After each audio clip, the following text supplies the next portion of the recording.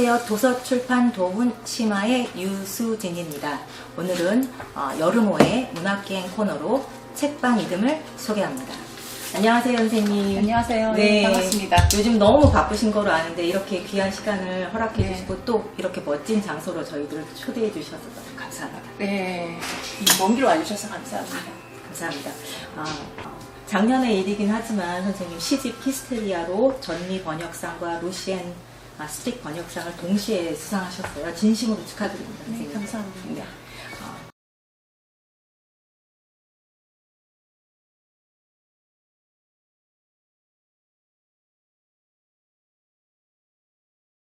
개인적으로 서점 하면 떠오르는 것들이 있어요.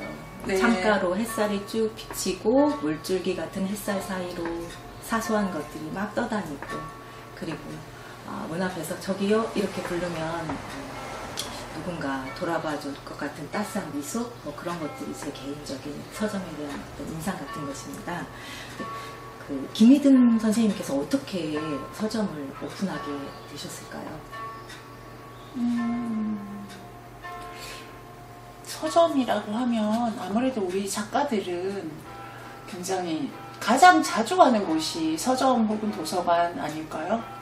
그쵸? 네. 네. 네. 그러다 보니까 저는 서점이라는 공간이 예전부터 굉장히 매력적인 공간으로 저에게 다가왔었고, 또 저는 이제 외국에서 강의를 하던 날들이 좀 많아가지고, 예를 들면 베를린 자유대학교 앞에서 베를린 자유대학에서 강의할 시절에는 그 앞에 있는 북카페에서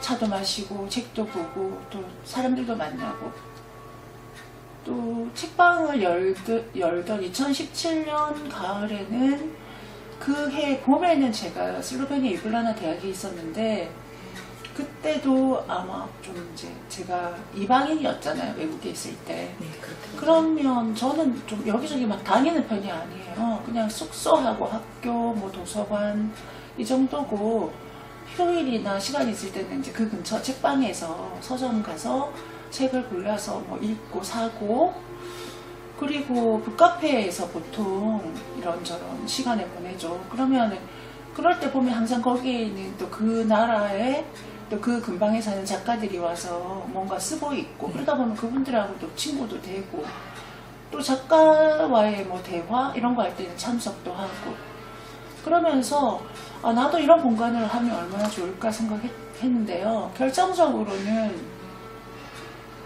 몇 해 전에 이제 프랑스에서 문학 비엔날레를 개최하면서 황지호 선생님하고 저하고 뭐 신보선 시인, 강정 시인 이렇게 초대를 해서 갔는데, 그때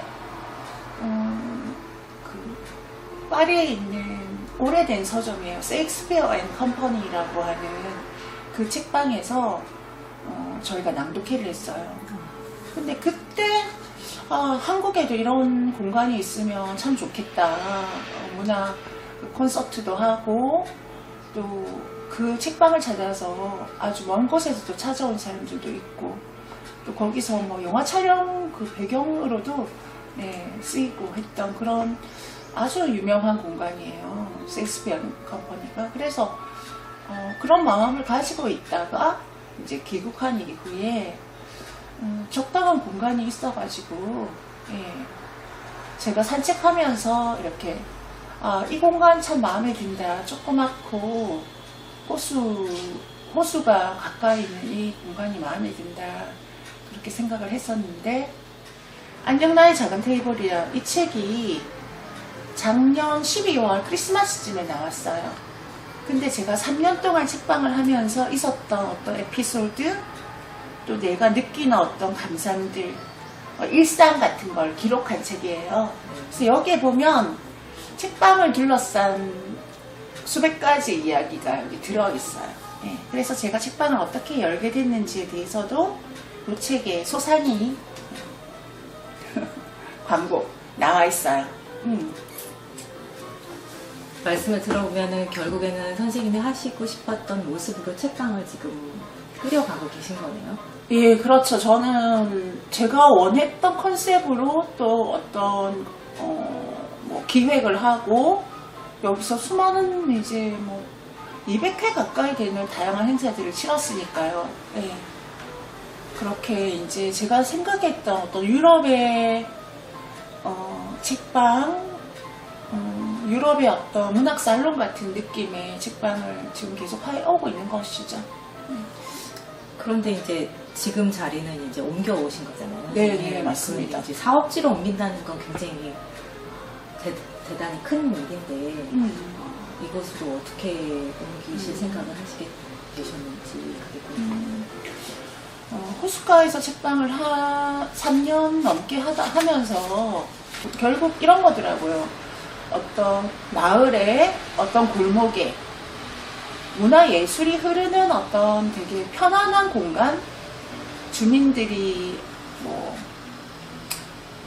퇴근하고 노래방 가고 혹은 뭐 술집 가는 그 시간을 차라리 책방에 와서 마음 맞는 사람들끼리 독서 모임도 하고 또 좋은 작가가 최근에 책을 냈으면 그 사람이 자기 책에 대해서 말하는 걸 이야기도 듣고 또 뭐 에세이 쓰기 교실, 뭐 시 쓰기 교실 이런 것도 하면서 여가를 보내면 어떨까 생각하던 그런 컨셉이었고 그렇게 해왔지만 너무나도 경제적인 어려움에 봉착하게 됐어요. 사람들이 책방에 와서 그냥 무료 행사나 뭐 이런 것들을 즐기는데 정말 책 한 권 사는 데는 발발 떠는 거예요. 네.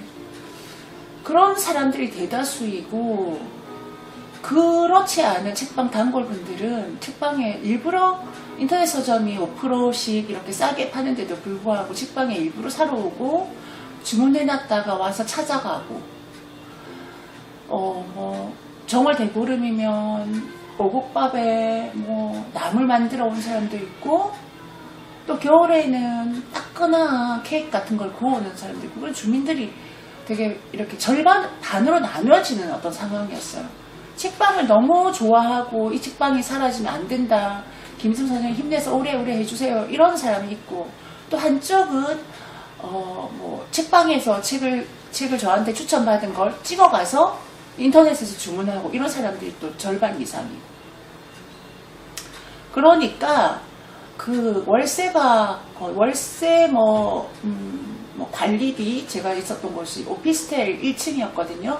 관리비 이런 걸 합하면 200만 원이 훨씬 넘는 책방 운영비를 제가 계속 200만 원 이상 230, 40 이런 식으로 3년을 대고 나니까 책방을 해서 그만큼 벌 수 없는 구조인 걸 제가 알면 늦게 알았고 그걸 계속 다 내다보니까 이제 한계에 봉착하게 된 거죠.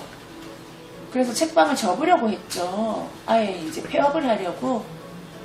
그런데 이제 책방에 오래 오셨던 분들이 그러시면 안 된다. 우리는 그럼 어떡하나. 그 좋은 그 낭송에 또 뭐 인문학 교실, 저자와의 만남 이런 것들은 우리가 그러면 서울에 가야 되나? 서울에 가도 그런 행사를 하는 곳은 없더라. 조금만 더 버텨주세요. 그런 말씀들을 굉장히 많이 해서 제가 작년 가을부터 짬짬이 이제 더 나은 공간, 좀 더 저렴하고 크게 저한테 부담이 되지 않는 공간을 찾아 헤맸죠. 제가 그 대학 강의를 하면서 번 돈을 책방에 다 쏟아 부었고 뭐 특강을 가거나 또 시집 뭐 인쇄 나오고 그렇게 하면 그걸로 이제 제가 조금 뭐 생활비로 사용하던 그런 시절이라 여러분이 보는 만큼 그렇게 낭만적인 구조가 아니에요. 시인 김희등 이미 이제 브랜드화 됐다고 저는 사실은 생각하거든요. 네. 시인 김희등 그렇게 사람들이 시인 김희등이 오픈한 책방, 시인 김희등이 운영하는 책방 이렇게 하면 그곳에 뭔가 특별한 거를 상상할 것 같아요. 저 같은 경우에도 김희등 선생님이 하는 책방 서가에는 어떤 제목들이 꽂혀 있을까라든가 그런 거를 이제 상상을 하게 되더라고요. 근데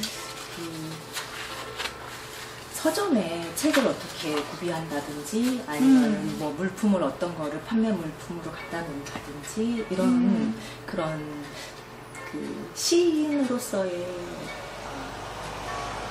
이야기뿐만 아니라 책방 이듬의 대표로서 이곳을 어떻게 어떤 것으로 꾸밀까 내 서가에는 내 책방의 서가에는 어떤 책을 꽂고 싶다라든가 이런 거에 대한 어떤 운영 방식 이런 거를 가지고 계신지.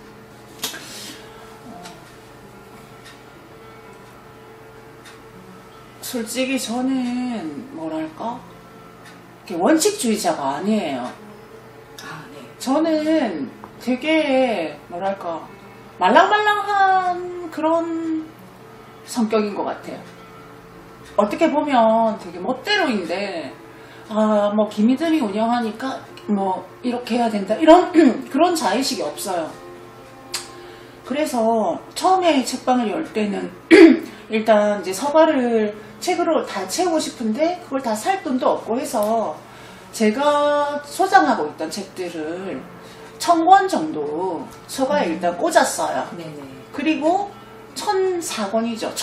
1004. 그래가지고 제가 그냥 1004권으로 맞추고 그 나머지 서가는 제가 좋아하는 책들을 다 주문해가지고 이제 꽂았죠. 근데 사람들이 와서 꼭 제가 읽었던 책들, 약간 낡았고, 누가 봐도 다 누가 읽었던 책이고, 밑줄도 꺼져 있고, 뭐, 심지어 포스트잇도 붙여져 있고, 이런 책들을 사람들이 막 사가더라고요.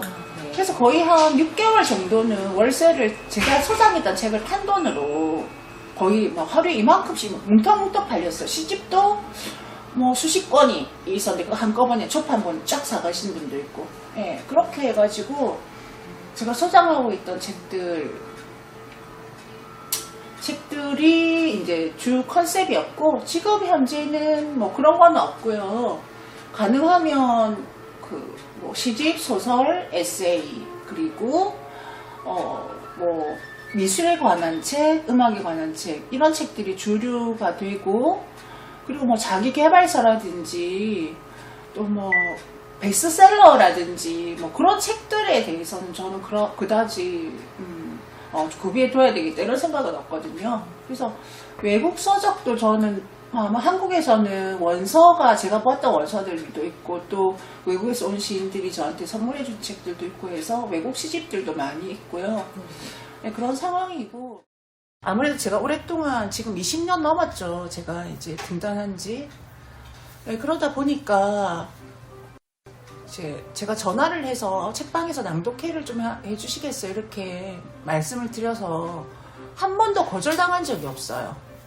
그게 저희 책방만의 매력인 것 같아요. 그러니까 뭐 일산에 살고 있는 황석영 선생님만 해도 이런 작은 책방에서 뭐 거의 무료로 이렇게 낭독회 안 해주시거든요. 근데 2번이나 하셨고, 뭐 제가 좋아하는 소설가 중에 김연수 소설가, 뭐 은희경 소설가 이런 분들도 책방에서 그 책 이야기 오셔서 해주시고, 서울에서는 원로 선생님으로는 유한진 선생님, 제가 너무 좋아하는 시인인데 유한진 선생님, 또 문정희 선생님, 이런 우리가 생각할 때 이 시대에 정말 작가다, 뛰어난 시인이다 하시는 분들 이루 말할 수 없이 많아요.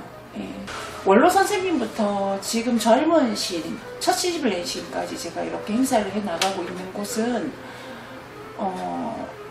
아마 대한민국에는 없고 외국에는 있겠죠. 근데 저희 책방은 뭐 나랑 친한 시인 위주가 아니라 뭐 지금 힙한 시인 위주가 아니라 원로 선생님부터 또 숨어있지만 시를 잘 쓰는 선생님들, 그리고 지금 첫 시집을 낸 젊은 시인들까지 다 해요. 김희듬 시인님이 생각하시는 책방 이듬을 혹시 한 문장이라든가 한 단어라든가 이렇게 정의해 보실 수 있으실까요?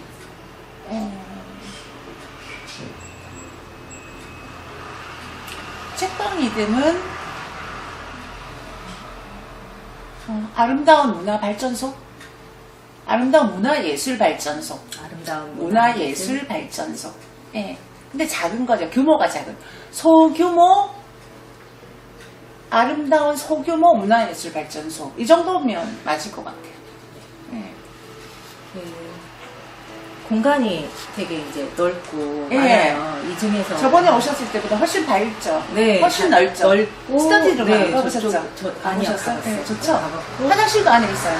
아 그래요? 그때는 화장실이 건물 그 공용 화장실 네네, 썼잖아요. 맞아요. 네. 예. 공간도 요거 저쪽에 3분의 1 정도 그렇게밖에 안 됐던 것 같고요. 두세 배 넓어졌죠. 이렇게 넓은 공간이긴 한데 그 중에서 특별히 아끼시는 공간이 혹시 있으실까요? 다 물론 소중하고 뭐 주로 많이 있게 되는 공간이라든지. 저는 이쪽에 크림색 소파 자리 좋아하고요. 네네. 이쪽에서 이제 별일이 손님이 좀 뜸하거나 그럴 때는 저기에 약간 엄청 약간 나른하게 앉아가지고 이제 시집 읽는 걸 좋아해요. 예. 최근에 나온 시집들 이렇게 읽는 거 좋아하고, 그리고 저쪽에 LP판 모아져 있잖아요. 네네. 그 LP판과 저 엄청 오래된 그 턴테이블이거든요. 스피커도 저거 되게 한 개인이 만든 수작업으로 만든 스피커인데 이렇게 해서 저 공간도 좋아하고요. 맞습니다. 네. 선생님 그럼 책방 이듬해 무궁한 발전을 기원하고요. 네. 귀한 시간 인터뷰에 응해주셔서 너무 감사합니다. 네, 감사합니다. 네, 고맙습니다.